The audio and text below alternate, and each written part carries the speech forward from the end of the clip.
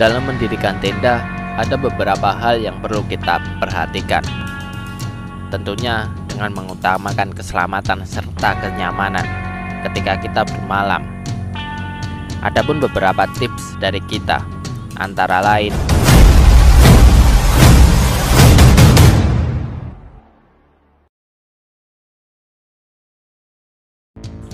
yang pertama, menentukan lahan untuk mendirikan tenda. Sebelum mendirikan tenda, sebaiknya perhatikan dahulu kondisi lahan yang akan digunakan. Sebisa mungkin, carilah lahan tanah yang datar dan tidak terdapat banyak batu atau akar yang menempati, karena hal tersebut akan membuat Anda tidak nyaman saat hendak tidur ataupun saat berada di dalamnya. Dan perlu diingat, sobat juga harus memperhatikan faktor-faktor yang kemungkinan dalam mengancam keselamatan pendaki. Faktor ini meliputi pohon tumbang, tanah longsor, bebatuan besar, jalur air, dan jalur hewan liar. Oleh karenanya, sebisa mungkin untuk menghindari pohon tua serta tanah labil dan basah saat diguyur hujan. Yang kedua, perhatikan arah mata angin. Sebelum mendirikan tenda, lihatlah dahulu kemana arah angin berembus. Untuk mengetahuinya, sobat bisa melihat dedaunan atau rerumputan lebar di sekitarnya. Bisa juga dengan menegakkan trekking pole dan ikat benang kecil atau plastik ringan, dan lihatlah arah benang kecil terhempas. Dan jika sudah mengetahui, maka tempatlah pintu tenda membelakangi arah angin tersebut.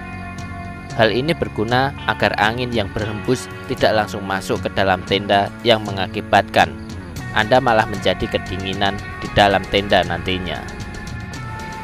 Yang ketiga, dirikan tenda di lokasi yang agak tertutup. Jika memungkinkan atau tersedia, dirikanlah tenda di lokasi yang agak tertutup. Tertutup di sini yaitu terdapat penghalang berupa pohon-pohon kecil atau seukuran pohon bunga edelweiss. Hal ini akan meminimalisir hembusan angin yang menerpa tenda kita. Selanjutnya, hindari mendirikan tenda di tanah yang terlalu lapang, apalagi di atas bukit dan tanpa ada rombongan tenda lain. Hal ini dapat mengakibatkan resiko tersambar petir saat hujan terjadi badai dan cuaca buruk. Dan jangan pernah dirikan tenda di dalam shelter di gunung manapun. Yang keempat, memasang tenda dengan benar. Saat kamu mendirikan tenda, pastikan kamu telah memasangnya dengan benar. Jangan lupa pasang semua pasak di sekeliling tenda dengan baik dan benar, supaya saat tiba-tiba terjadi angin kencang, tendamu tidak terhempas oleh angin tersebut.